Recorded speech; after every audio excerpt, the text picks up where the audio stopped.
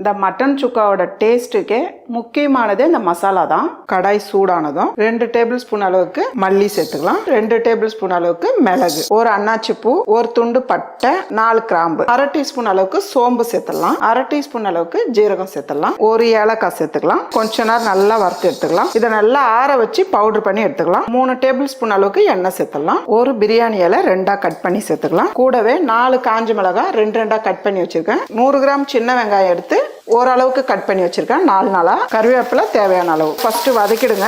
கூடவே 2 டீஸ்பூன் அளவுக்கு இஞ்சி பூண்டு பேஸ்ட் சேர்த்துடலாம். இதையும் சேர்த்து நல்லா வதக்கிடுங்க.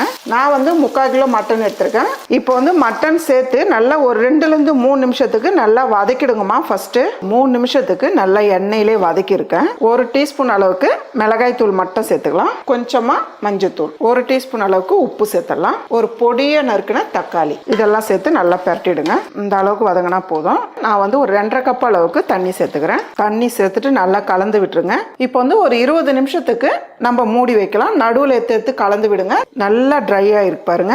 இதை இப்போ நல்லா கலந்து விட்டுட்டு வறுத்து அரைச்சி வச்சிருக்கோம் 1 டேபிள் ஸ்பூன் அளவுக்கு சேர்த்துக்கலாம். மசாலா சேர்த்துட்டு ஒரு 2 நிமிஷத்துக்கு அப்படியே இருக்கட்டும். 2 நிமிஷத்துக்கு நம்ம விட்டோம். எவ்வளோ நல்லா இருக்கு பாருங்க. இது கூடவே பொடியும் இருக்குன்னா கொத்தமல்லி. ஒரு டிஃப்ரெண்ட்டான டேஸ்ட்டில் ரொம்பவே ஈஸியான மட்டன் சுக்கா ரெடி.